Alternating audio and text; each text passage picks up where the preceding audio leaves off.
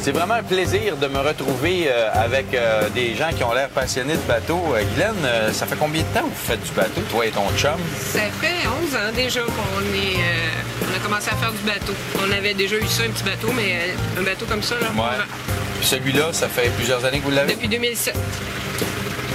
Est-ce que c'était un bateau que vous avez acheté neuf? Non, il était usagé. Vous devez travailler fort pour le garder propre, hein? Oui. Ça fait partie du forfait, comme on dit. Oui, c'est ça. C'est beaucoup de travail, mais c'est beaucoup de plaisir aussi. J'imagine que vous avez passé des bons moments sur votre bateau. Plein de bons moments. Puis, dans les meilleurs, là, ça serait quoi? Bien, l'année passée, le lac Champlain, c'était quand même assez exceptionnel là, avec ce bateau-là. Là. Ouais. Puis on a eu de la belle température parce que le lac, des fois, tu peux être surpris. Oui. Mais vraiment, là, on a vu des belles places. Mais je pense que c'est toujours beau partout où on va. Ouais. C'est vraiment plaisant d'être à bord. Ouais. Qu'est-ce qui vous a amené au bateau? Est-ce que c'était quelque chose depuis tout petit que vous faisiez? Ou... Non, c'est des amis, en fait. Il faut vraiment dire que c'est eux qui nous ont initiés.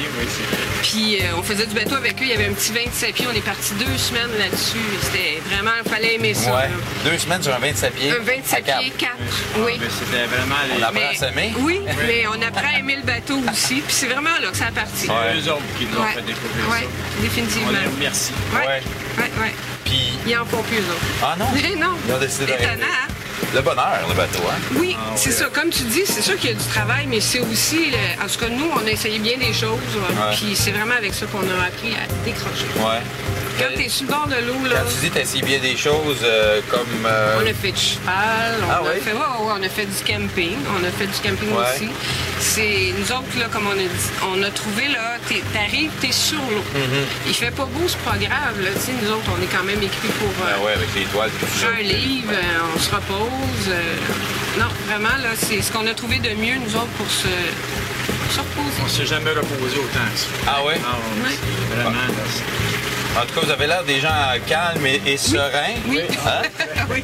Donc, je pense que vous avez trouvé la bonne recette. Ben oui, je pense bien. En tout cas, pour Guylaine, merci. Hein? plaisir. Alain, ça fait plaisir. merci de ce beau tour de bateau. C'est toujours le fun de rencontrer des gens qui adorent la plaisance. Merci.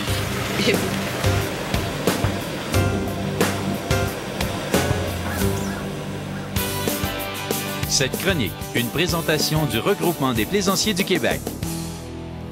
C'est avec plaisir qu'on retrouve Marc Turbo pour une dernière fois, puisque c'est notre dernière émission de la saison. Marc, merci de tous ces judicieux conseils au cours de la saison. Ça a été vraiment très agréable. C'était un plaisir pour moi, Alain, comme j'ai dit. Il faudrait parler, par contre, d'une de vos missions, soit le bon comportement des gens sur les plans d'eau. Malheureusement, on voit encore des têtes folles un petit peu. Alain, dans cette dernière chronique, le Regroupement des plaisanciers du Québec, on essaie de valoriser un comportement respectueux envers l'environnement, respectueux envers les autres plaisanciers. Il faut être courtois sur l'eau comme on essaie de l'être sur les routes, mais il faut respecter les autres plaisanciers. Il faut respecter quand on arrive dans une marina ou un yacht club. Et ça, on voit ça tellement souvent.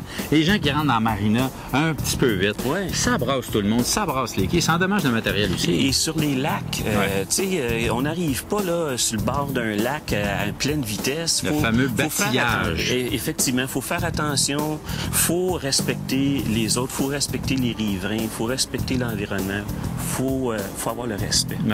C'est un petit peu plus compliqué, par exemple, en bateau, vous en conviendrez. Il n'y a pas de ligne médiane pour dire, ben toi, tu roules à droite, toi, tu roules à gauche. Il y a des façons de faire, par contre, dans des chenets, mais il faut quand même utiliser de bon sens. Oui, effectivement. Puis le Regroupement des plaisanciers du Québec, c'est le message qu'on essaie de développer. Puis le message, c'est soyez respectueux sur l'eau.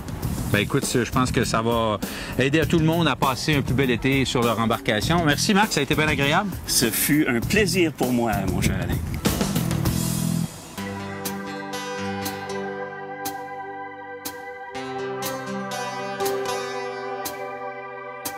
Que se passe-t-il dans le monde nautique en cette première semaine du mois d'août? Eh bien, je vous parle du Festival de vent de la Haute-Gaspésie. Ça se passe du 5 au 8 août. Cerf-volant et kitesurf, ça, c'est toujours très spectaculaire si vous êtes dans le coin. Le 6 août, eh bien, on reprend l'expérience à la Marina Lennox du ciné-voile en plein air. Donc, on présente un film en plein air, mais il y a aussi le souper. C'est un événement station nautique Île-aux-Noix, Lac-Champlain, donc c'est à ne pas manquer.